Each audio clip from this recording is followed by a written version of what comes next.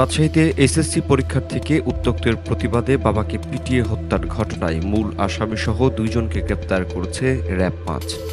সকালে র্যাব-৫-এর অধিনায়ক lieutenant colonel Mohammad Masud Parvez সংবাদ সম্মেলনে সাংবাদিকদের একথা জানিয়েছেন।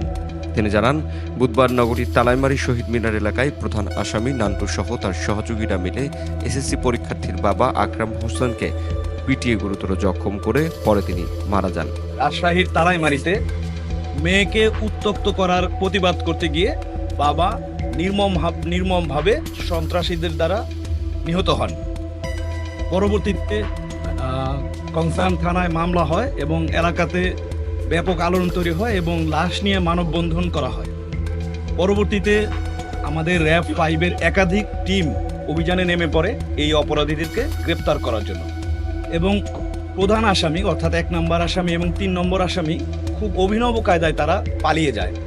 তারা তাদের কোনো আত্মীয় অথবা বন্ধুদের সহায়তা না নিয়ে তাদের পরিচিত একজন ভ্যান চালকের সহায়তা নিয়ে নওগাঁতে চলে যায় এবং এই ভ্যান চালক অপরাধীদেরকে তার বাড়িতে রাখে না, তার বাড়ির পাশেই পরিত্যক্ত একটি বাড়িতে লুকিয়ে রাখে। তো আমাদের একাধিক টিম ঘটনার দিন থেকে শুরু করে কন্টিনিউ তাদেরকে চেজ করতে থাকে এবং পরবর্তীতে সেই পরিত্যক্ত বাড়ি থেকে আমরা তাদেরকে গ্রেফতার করতে সক্ষম হই। এই মামলার অন্যান্য আসামি যারা আছে তাদেরকে গ্রেফতারও প্রক্রিয়া চলমান রয়েছে। আমরা আশা করছি ইনশাল্লাহ অন্যান্য অপরাধীদেরকেও আমরা গ্রেফতার করতে সম্ভব হবে। এ ঘটনার পর বৃহস্পতিবার বলিয়া থানায় মামলা করেন নিহতের পরিবার। মামলায় প্রধান আসামি নান্টু সহ বিশাল, তাসিন, খোকন, অমি, শিশিরকে আসামি করা হয়েছে। মামলার পর থেকে র্যাবের একটি আভিযানিক দল আসামিদের গ্রেপ্তারে মাঠে অভিযান পরিচালনা শুরু করে।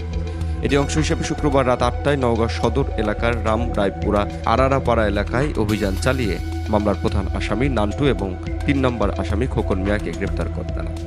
র্যাব জানায়, প্রাথমিক জিজ্ঞাসাবাদে আসামিরা ঘটনার সাথে তাদের সম্পৃক্ততার কথা স্বীকার করেছে।